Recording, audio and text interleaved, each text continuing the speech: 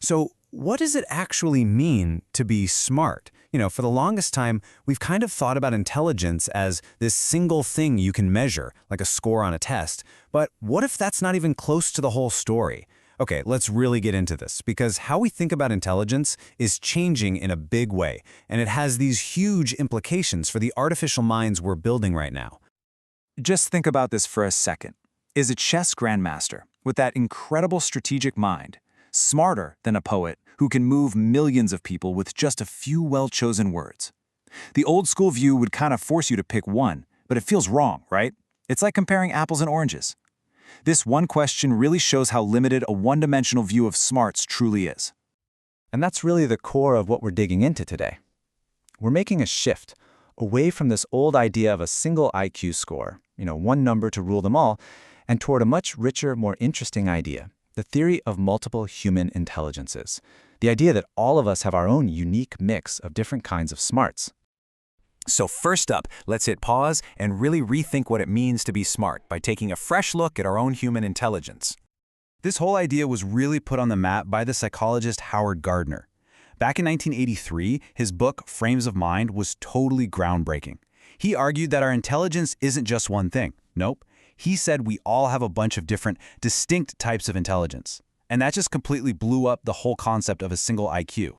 And here's a taste of what Gardner was talking about. He pointed out all these different smarts. You've got musical intelligence for a composer, right? Bodily kinesthetic for a top athlete. Interpersonal intelligence for a great therapist who just gets people. And visual spatial for an architect. So in this view, our poet and our chess grandmaster, they aren't on some single ladder of smarts. They're each a genius in their own high-dimensional way. Okay, so we've kind of updated our thinking on human intelligence. Now let's take this dimensional idea and point it at a totally different kind of mind. We're jumping from human to machine. If we have multiple smarts, does AI have different smarts too? For decades when we were building AI, we were really just focused on copying a very specific slice of what humans do. Things like logic, math, and language. We were pretty much trying to build a machine that could ace that old-school IQ test.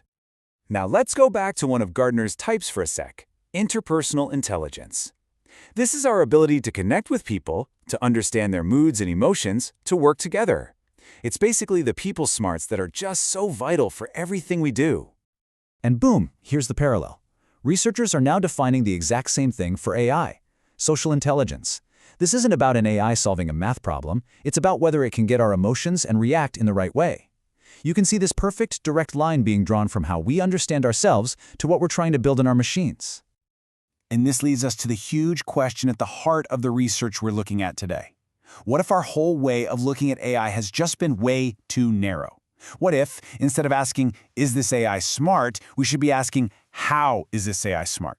Is it possible that AI could have multiple measurable types of intelligence, just like we do?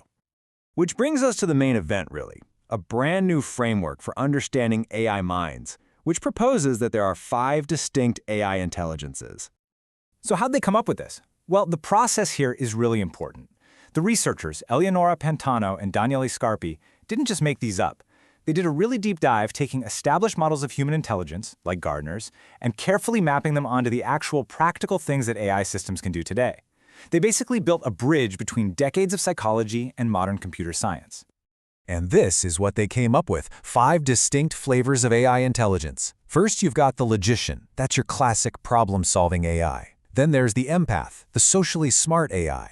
Third is the Architect, which can see and understand space. Fourth, the Linguist, your typical chatbot or voice assistant. And last, the Sprinter, an AI that's not necessarily deep, but man is it fast and efficient at simple, repetitive stuff. This gives us a much, much better way to talk about AI. So, okay, we've got this cool new framework, but why does it matter to you and me? Well, this next part gets into the most important piece of the puzzle, how these different AI smarts actually make us feel. Because this isn't just theory, it has real emotional consequences for us. So to figure this out, the research had 2 parts. First, they actually built and tested a whole new scale, a tool to reliably measure any AI on these 5 types of intelligence. Then, in a second study, they had people use different AIs and measured their emotional reactions, connecting an AI's specific intelligence profile to actual human feelings. And here's the absolute kicker. It's not just about how smart an AI is overall. It's about what kind of smart it is. The specific mix of an AI's intelligences directly changes how you feel when you use it. And this is where it gets really interesting. The study found that some types of AI intelligence are fantastic at boosting positive emotions, things like happiness, excitement, maybe even inspiration. But, and this is a big but, those aren't always the same AIs that help with negative feelings. The researchers discovered that a totally different set of AI smarts were better at cutting down on things like anxiety, anger, or just plain frustration. It's what they call an asymmetrical effect. Okay, this table breaks it all down, and it is fascinating. Look at this. The logic, mathematical, and visual spatial types, that's the logician and the architect, they're great at boosting our positive emotions. And that makes sense, right? They help us do cool, creative things, which makes us feel inspired. But now look at the other side. Processing speed, the sprinter. It doesn't really make us happy, but it is brilliant at getting rid of negative feelings, probably by just making things fast and not frustrating. And then right in the middle, you have social intelligence, the empath. It's the only one that does both. It can make us feel good and help us feel less bad. That tells you just how powerful it really is. And all of this leads to a massive final question for all of us as we start to design what our digital future is going to look like. What kind of AI should we really be building? Look, if there's one thing to take away from all this, it's that AI intelligence isn't some simple on-off switch. It's much more like a dashboard with a bunch of different dials. We can, and we absolutely should, be thinking about which dials to turn up or down for different situations, to create not just a tool that works, but a tool that makes our experience better.